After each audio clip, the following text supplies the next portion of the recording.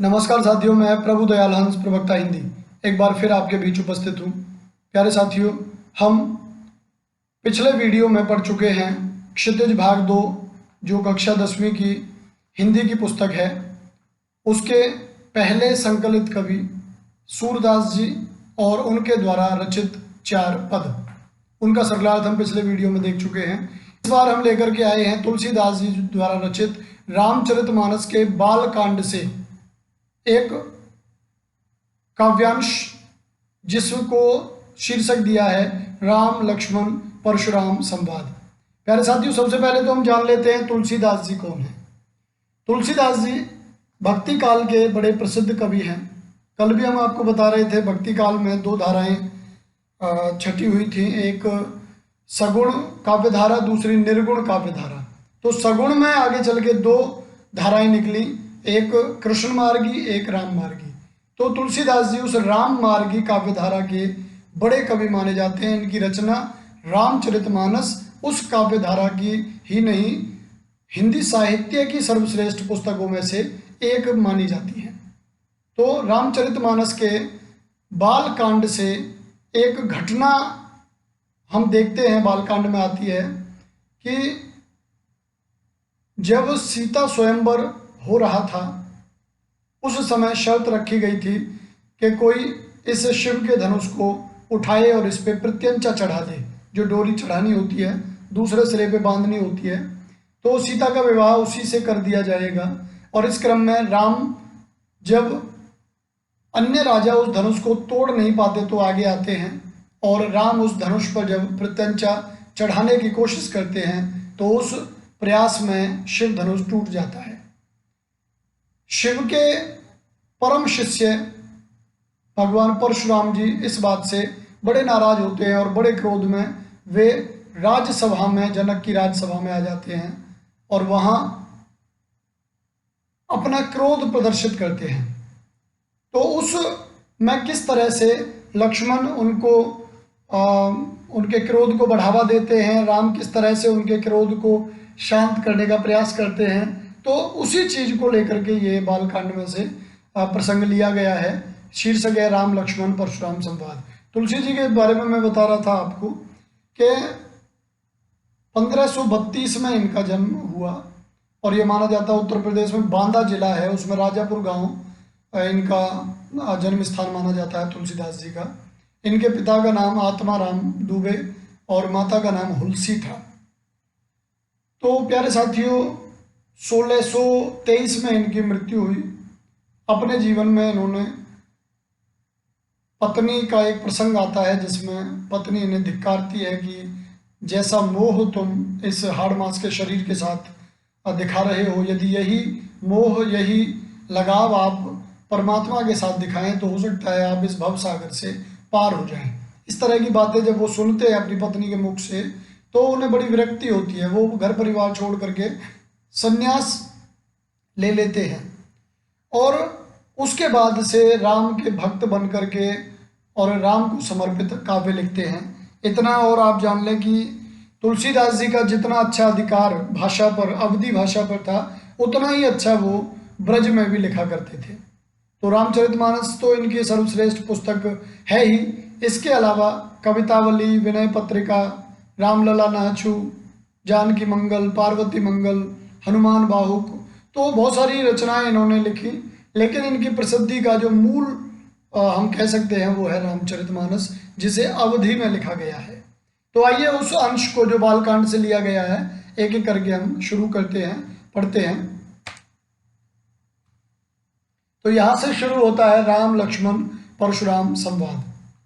पहली पंक्ति देखिए, नाथ शंभुधनु भंजन हारा, के हे नाथ शंभुधनु को भंजन हारा मतलब नष्ट करने वाला, भंजन नष्ट करने वाला। हे स्वामी, शंभु माने शिव के, धनु माने धनुष को नष्ट करने वाला, तोड़ने वाला, होई ही केउ एक दास तुम्हारा, कि वो तुम्हारा कोई एक दास ही हो सकता है। होई है केउ माने कोई, एक दास तुम्हारा हो सकता है, तुम्हारा ही कोई दास। जब शिव का धनुष टूट गया उसके बाद परशुराम जी बड़े गुस्से में उस राज दरबार में आए और पूछते हैं कि ये शिव धनुष किसने तोड़ा है। जब यह प्रश्न करते हैं तो राम बड़ी विनम्रता पूर्वक उनसे कहते हैं कि हे नाथ, हे स्वामी, शंभु धनु माने शिव के धनुष को तोड़ने वाला भंजनहारा होई है क्यों एक दास तुम्हारा, कि वो तुम्हारा ही कोई दास हो सकता है। आयसु काह कहिए किन मोही, आयसु आज्ञा, काह माने क्या, कहिए किन मोही, मुझे क्यों नहीं बता देते, कि आप मुझे बताइए कि क्या आज्ञा है आपकी। सुनी रिसाई बोले मुनि को ही। तो सवाल जवाब चल रहे हैं, संवाद चल रहा है। परशुराम जी से बड़ी विनम्रता पूर्वक राम कहते हैं कि हे स्वामी, शिव धनुष को तोड़ने वाला कोई आपका ही कोई दास हो सकता है। आयसु आज्ञा, काह माने क्या, कहिए किन मोही, मुझे क्यों नहीं कह देते, कि आप मुझे आज्ञा बताइए, अपनी आज्ञा मुझे बताइए, मुझे क्यों नहीं कह देते हैं। सुनी रिसाई, और यह सुन करके, रिसाई माने गुस्से में, बोले मुनि को ही माने क्रोधी। कि उसके बाद यह बात जब परशुराम ने सुनी तो वो गुस्से में आकर के, क्रोधी मुनि के रूप में प्रसिद्ध हैं भगवान परशुराम जी, तो वो गुस्से में आकर के उन्होंने कहा, सेवक सो जो करे सेवकाई। सेवक वो होता है, सो वो, जो करे सेवकाई, जो सेवकाई माने सेवा करता है, कि सेवक तो उसे कहेंगे जो सेवा करे। अरि करनी करी करी ये लड़ाई, अरि करनी, अरि माने शत्रु, करनी माने कार्य, कि शत्रु का सा कार्य करी माने किया है, तो करिए लड़ाई, तो तुम्हें मुझसे लड़ाई करनी पड़ेगी। जब राम ये कहते हैं कि आपका कोई सेवक ही होगा ये काम करने वाला, तो वो कहते हैं कि सेवक तो वो होता है जो सेवा करे, जो शत्रु जैसा कार्य करता है। अरि करनी करी, जिसने शत्रु जैसा कार्य किया, करिए लड़ाई, तो उसे लड़ाई के लिए तैयार रहना चाहिए, उसे मुझसे लड़ाई करनी चाहिए। सुनहो राम जहि शिव धनु तोरा, हे राम सुनो, सुनहो राम, हे राम सुनो, जहि शिव धनु तोरा, जिसने शिव का धनुष तोड़ा है।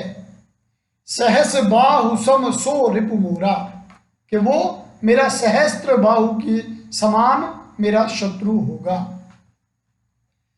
अब यहां एक और कथा का संकेत दिया है, और वो कथा है सहस्त्रबाहु राजा की, जिसने परशुराम जी के पिता को मार दिया था, और बाद में फिर क्रोध में आकर के परशुराम जी ने सहस्त्रबाहु और उसकी सेना का नाश किया, और उसके बाद क्षत्रियों से विहीन कर दिया इस धरा को, इस धरती को। तो उसी प्रसंग को ये कहते हैं यहाँ कि सुनो राम, जिसने शिव धनुष तोड़ा है वह मेरा शत्रु होगा सहस्त्र बाहु के समान। उपमा अलंकार है, सहस बाहु सम सो रिपु मोरा, वह सहस्त्र बाहु के समान मेरा दुश्मन होगा। जितना बड़ा दुश्मन मेरा सहस्त्र बाहु था, इस शिव धनुष को तोड़ने वाला भी मेरा उतना ही बड़ा दुश्मन होगा। तो आगे देखिए, अगली जो पंक्तियां हैं, सो बिलगाऊ बिहाई समाजा, सो बिलगाऊ। अच्छा, एक चीज बताना ध्यान नहीं रहा कि ये पूरा जो छंद है रामचरितमानस में, ये दोहा चौपाई छंद चलता है। तो दोहा चौपाई छंद क्या है? इसमें चौपाई ऐसा छंद है जिसमें 16-16 मात्राएं होती है प्रत्येक पंक्ति में। जो हम पढ़ रहे हैं ये सब चौपाई है, और बीच बीच में इनमें दोहे, चौपाइयों के बीच में दोहे दिए जाते हैं। आगे जब आएगा तो हम बताएंगे। तो कभी यदि ये बात आती है कि रामचरितमानस में छंद कौन सा है, तो हम उसे दोहा चौपाई छंद कहेंगे। तो आगे देखिए, सो बिलगाऊ बिहाई समाजा, न त मार जहई सब राजा, के सो बिलगाऊ, उसे अलग कर दो, बिहाई समाजा, इस समस्त समाज से उसे अलग कर दो। बिलगाओ, अलग करना। न त, यदि तुमने ऐसा नहीं किया, न त नहीं तो, मारे जहई सब राजा, नहीं तो मैं इन सब राजाओं को जो इस दरबार में उपस्थित हैं इन्हें समाप्त कर दूंगा। तुलसीदास जी परशुराम जी के माध्यम से यहाँ कहते हैं कि जब राम से वार्तालाप चल रहा है परशुराम जी का, राम कहते हैं कि आपका कोई सेवक ही होगा, परशुराम कहते हैं कि वो मेरा सेवक नहीं है, शत्रु जैसा काम किया है, तो सहस्त्र बाहु के समान वो मेरा शत्रु है होगा। तो इसलिए वो कहते हैं सो बिलगाओ बिहाई समाज है, इसलिए इस समाज से जो समस्त समाज यहाँ राजाओं का एकत्रित है उससे उसे अलग कर दो, और नहीं तो मैं सबके सब राजाओं को समाप्त कर दूंगा। नहीं तो मार जहीं सब राजा, नहीं तो सारे राजा यहाँ मारे जाएंगे। सुनी मुनि वचन लखन मुस्काने, सुनकर मुनि के वचन लखन लक्ष्मण मुस्कुराने लगे। कि मुनि के वचन सुनकर के लक्ष्मण को हंसी आने लगी कि मुनि कैसी बात कर रहे हैं। बोले परशुधर ही अब माने, बोले परशुधर ही, परशुराम जी को अपमानित करते हुए, परशुधर ही परशु का धारण करने वाले, फरसा धारण करने वाले परशुराम जी का अपमान करते हुए लक्ष्मण जी बोलने लगे। बहु धनुई तोरी लड़काई, कि हमने तो बहुत सारे धनु ही, तोरी माने तोड़ी हैं, लड़काई माने बचपन में, कि हमने तो बहुत सारी धनु ही तोड़ी है बचपन में। तो आपको इस तरह का जो क्रोध है वो शोभा नहीं देता। आपने जो इस धनुष के टूटने पे इतना क्रोध किया, तो हमने तो बचपन में बहुत सारी धनु ही तोड़ी है। धनु ही माने छोटा धनुष। कबहू न आसी रिस की नहीं गोसाई, कबहू कभी ना नहीं, असी माने ऐसी, रिस माने गुस्सा, की नहीं गोसाई है स्वामी आपने किया। कि जब हमने बचपन में बहुत सारी धनुहियाँ तोड़ी हैं, छोटे छोटे धनुष तोड़े हैं, तो आपने कभी ऐसा गुस्सा नहीं दिखाया। यही धनु पर ममता के ही हेतु, कि इसी धनुष पर आपकी ममता क्यों है। सुनी रिसाई कह भृगुकुल केतु, लक्ष्मण कहते हैं कि यही धनु पर ममता के ही हेतु, के ही माने क्यों, इस धनुष पर ही आपकी ममता किस लिए है। सुनी रिसाई, सुनकर के गुस्से में आए, और उसके बाद कहने लगे भृगुकुल केतु। भृगु इनके दादा का नाम, उनके पिता जमदग्नि, महर्षि जमदग्नि, तो भृगु के कुल के ध्वज की तरह श्रेष्ठ व्यक्ति, भृगु कुल में जो श्रेष्ठ व्यक्ति है, कुल का ध्वज है जो, वो परशुराम जी ये बात सुनकर के गुस्से में आकर कहने लगे। अब यहां दोहा आता है, ये आप यहाँ देखिए दोहा आता है, ये जो मैं बता रहा था आपको, चौपाई आई अब तक, और उसके बाद ये दोहा। दोहे में आप जानते ही हैं प्रत्येक पंक्ति में 24 मात्राएं होती हैं, 13 11 पे यति होती है। ये पहला चरण जो होगा 13 का, दूसरा चरण 11 का, ऐसे ही तीसरा चरण 13 का और चौथा चरण 11 मात्राओं का होता है। तो यहाँ दोहा, या रे नृप बालक काल बस बोलत तो ही न संवार, के रे नृप बालक काल बस, के हे राजकुमार, नृप माने राजा, बालक माने बच्चा बेटा, के हे राजकुमार, काल बस मौत के वशीभूत होकर तुम बोल रहे हो, तो ही न संभार, संभाल के नहीं बोल रहे हो। कि हे राजा के बालक, हे राजपुत्र, तुम मृत्यु के वश में हो, इसलिए अपनी जुबान संभाल कर बात नहीं कर रहे हो, संभाल कर नहीं बोल रहे हो। धनु ही सम त्रिपुरारी धनु, छोटे छोटे धनुषों के समान तुम भगवान त्रिपुरारी, भगवान शिव के धनुष को बता रहे हो। विदित सकल संसार, ये तो सारा संसार जानता है कि शिव के धनुष की तुलना छोटे धनुषों से, बच्चों के धनुषों से नहीं की जा सकती। परशुराम जी इस बात पे गुस्से में आ गए। लक्ष्मण कह रहे हैं कि हमने बचपन में बहुत सारे धनुष तोड़े हैं। तब उन्हें गुस्सा आया कि ये बच्चा शिव के धनुष की तुलना छोटे छोटे धनुषों से कर रहा है, इसलिए वो कहते हैं कि शिव का धनुष धनु ही नहीं है। ये बात सारा संसार जानता है। विदित माने जानना, सकल माने समस्त, संसार माने दुनिया। आगे चौपाई है, लखन कहा हंसे हमरे जाना। लखन कहा, लक्ष्मण बोले, हंसे माने हंसकर, हमरे जाना हमारे अनुसार, हमारे विचार से, हमारे ज्ञान के हिसाब से, जितनी हमें जानकारी है उसके हिसाब से, सुनहु देव सब धनुष समाना। लक्ष्मण कहते हैं कि आप ये कहते हैं कि शिव धनुष जो है वो धनुइयों के समान नहीं हो सकता। वो हंसकर कहते हैं कि हमारे विचार से तो, हमारे ज्ञान से तो, सुनहु देव, हे देव सुनो, सब धनुष समाना, सब धनुष समान हैं, चाहे वो शिव का हो चाहे वो किसी बच्चे का हो। का क्षति लाभ जून धन तोरे। का क्षति, का माने क्या, क्षति माने नुकसान, क्षति, लाभ फायदा, के क्या नुकसान और फायदा है। जून माने पुराना, धनु माने धनुष, तोरे माने तोड़ने पर, कि यदि ये पुराना धनुष टूट गया तो आप बताइए इससे क्या लाभ हानि हुआ। देखा राम नयन के भोरे, राम ने तो इसको नए के भोरे में देखा था कि राम जब इस धनुष के आगे आए, धनुष को तोड़ने के लिए बढ़े, तो उन्होंने इसे नया समझ के तोड़ देखा। नयन, नयन माने नया होना, नए के भौरे, भौरे माने बहम में, उनको ये लगा कि ये नया धनुष है।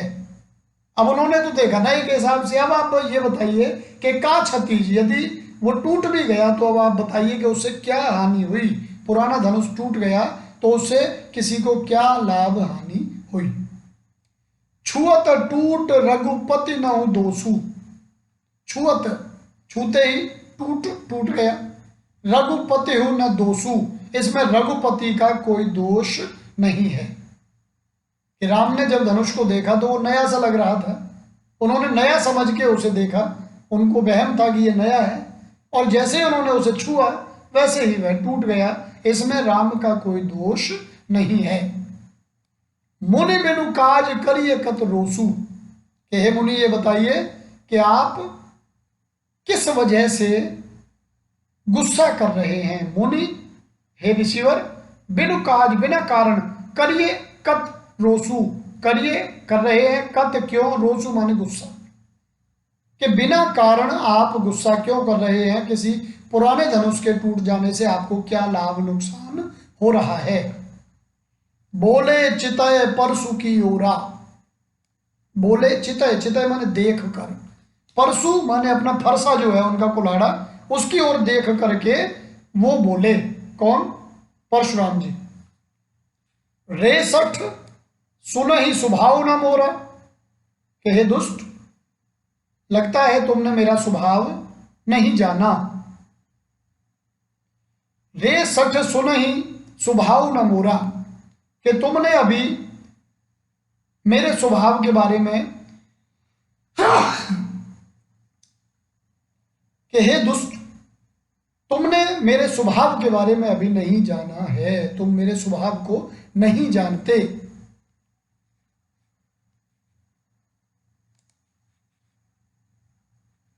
बालक बोल बधो नहीं तो ही। अब लक्ष्मण जी से वो कहते हैं परशुराम जी कि फरसा दिखाते हुए उसे, कि अभी तुमने मेरे स्वभाव के बारे में नहीं जाना है, तुम्हें ये नहीं पता मैं कितना क्रोधी प्रसिद्ध हूं। तो बोले बालक बोल समझकर, बधो नहीं तो ही, कि मैं तुझे नहीं मार रहा हूं, वधो वध करना, नहीं तो ही तेरा वध नहीं कर रहा हूं, क्योंकि मुझे तू बच्चा दिखाई दे रहा है। केवल मुनि जड़ जान ही मोही, कि तुम केवल मुझे जड़ माने मूर्ख मुनि मत जान लेना, कि मैं यदि तुम्हें नहीं मार रहा हूं इतना गुस्सा आने पर भी, तो मैं इसलिए नहीं वध कर रहा हूं तुम्हारा क्योंकि तुम बच्चे हो, और मेरी इस उदारता के लिए यदि तुम मुझे मूर्ख मुनि मान करके बैठे हो तो ये तुम्हारी बड़ी गलती होगी। तो केवल मुनि जड़ जान ही मोही, मुझे केवल जड़ मुनि मत मान लेना। बाल ब्रह्मचारी यति को ही, कि मैं तो बाल ब्रह्मचारी हूं, और अति माने बहुत, को ही माने क्रोधी। परशुराम जी कहते हैं कि मैं बाल ब्रह्मचारी हूं और सारे संसार में मैं बहुत क्रोधी मुनि के रूप में प्रसिद्ध हूं। विश्व विदित क्षत्रिय कुलद्रोही, विश्व संसार विदित जानता है, क्षत्रिय के कुल माने परिवारों का, द्रोह माने नाश करने वाला। सहस्त्रबाहु वाला जो प्रसंग है उसी से जुड़ा हुआ है ये भी, कि सहस्त्रबाहु के साथ जब उन्होंने धरती से क्षत्रियों का नाश किया तो उस प्रसंग को लेकर के कहते हैं कि सारा संसार यह बात जानता है कि मैं कितना क्रोधी हूं, मैंने किस तरह से क्षत्रियों के कुलों का नाश किया है। भुजबल भूमि भूप बिनु कीन्ही, भुजबल माने भुजाओं की ताकत से, भूमि को, भूप माने राजाओं के, बिना माने रहित, कीन्हा माने किया, कि मैंने इस धरती को, अब यहां देखिए भ की आवृत्ति है, भ, भुजबल भूमि भूप, तो भय की आवृत्ति के कारण अनुप्रास की सुंदर छटा है। परशुराम जी कहते हैं कि मैंने अपनी भुजाओं की ताकत से, भुजबल, भूमि को राजाओं से रहित कर दिया था। विपुल बार मही देवन दीन्ही, और अगणित बार मैंने इस जमीन को, इस धरती को राजाओं से विहीन करके, महिदेव, महिदेव और नेह लग करके ये बहुवचन बन जाता है महिदेवन। महिदेव कहते हैं ब्राह्मण को, मही माने धरती, धरती का देवता ब्राह्मण, और न ह, आधा न और ह लग करके ये बहुवचन बन जाता, महिदेवन माने ब्राह्मणों को दिया था। विपुल बार, अगणित बार, जिसे गिना नहीं जा सके। सहस्त्र बाहु भुज छेद निहारा, के सहस्त्र बाहु की जो भुजाएं हैं उन्हें नष्ट करने वाला, उन्हें काटने वाला, छेदन हारा। परशु विलोक महीप कुमारा, अपने परशु को दिखाते हुए कहते हैं कि देखो परशु विलोक, के इस परशु की ओर देखो, महीप कुमारा राजकुमार, महीप माने राजा, के हे राजकुमार इस परशु की ओर देखो, ये वही परशु है जिसने सहस्त्र बाहु की भुजाओं को नष्ट कर दिया था, काट दिया था। फिर एक दोहा आया है, मातु पिता ही जनि सोच बस, करसी महिष किशोर, गर्भन के अर्भक दलन, परशु मोर अति घोर। मातु पिता ही, माता पिता को, जनि माने मत, सोच बस, करसी महिष किशोर, कि अपने माता पिता को सोच बस माने चिंताग्रस्त, मत, करसी करो, महिष किशोर माने राजकुमार।